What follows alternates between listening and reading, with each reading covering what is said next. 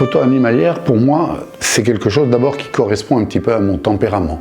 J'ai plutôt un tempérament de solitaire.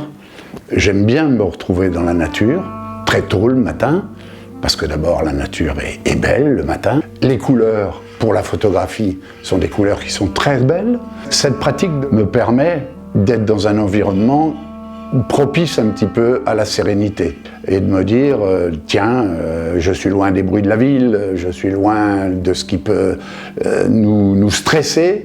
C'est un environnement qui me permet de me relâcher et puis d'avoir une activité physique également, parce que ça nécessite quand même de beaucoup marcher. Voilà ce que j'aime et voilà pourquoi j'ai choisi la photo animalière plutôt que la photo de paysage ou la photo de sport.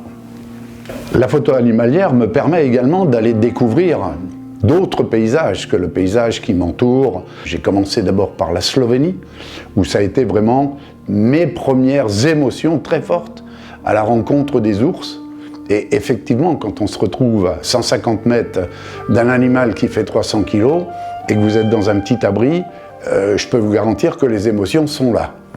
L'année d'après, je suis parti au Kenya, dans la réserve du Masai Mara.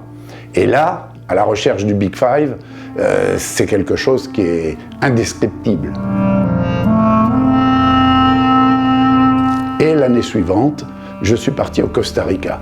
Donc des environnements totalement différents, avec une recherche d'animaux totalement différents, mais toujours avec des émotions qui sont très fortes. La photo animalière, c'est un exercice solitaire. Très souvent, on est seul dans la nature. Ce que j'aime par-dessus tout, c'est pouvoir justement montrer les photos que j'ai pu tirer. Les expositions me permettent effectivement de partager avec le plus grand nombre. Partager les émotions, partager le dessous d'une photo, savoir à quel moment elle a été prise, comment elle a été prise, dans quelles conditions. Les gens sont très demandeurs, justement. La photo animalière, c'est avant tout connaître les espèces que l'on souhaite photographier. Ça va nous permettre de connaître leur biotope, ce qu'ils mangent, dans quel endroit ils vivent. C'est avant tout 70% de repérage et 30% de photos effectives sur le terrain. C'est aussi se fondre dans le paysage. Et les tenues camouflées, en règle générale, sont les tenues les plus appropriées.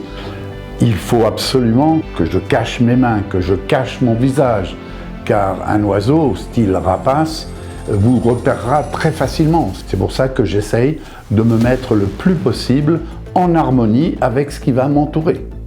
Ensuite, la technique de photographie, il y en a deux en fait. Il y a l'affût, ce qui vous permet, à partir du moment où vous avez repéré l'animal qui vous intéresse, vous vous mettez à l'affût et vous attendez que cet animal vienne à vous. Et la deuxième technique, c'est ce qu'on appelle la billboard, c'est-à-dire que là, vous partez un petit peu à l'aventure, en marchant, en vous déplaçant et en vous tenant prêt à photographier ce qui va pouvoir se présenter à vous. Et donc, ça correspond un petit peu à ce que j'ai au plus profond de moi. Le solitaire, mais cherchant quand même à partager les choses avec les animaux et plus tard, au moment de mes expositions, avec les gens.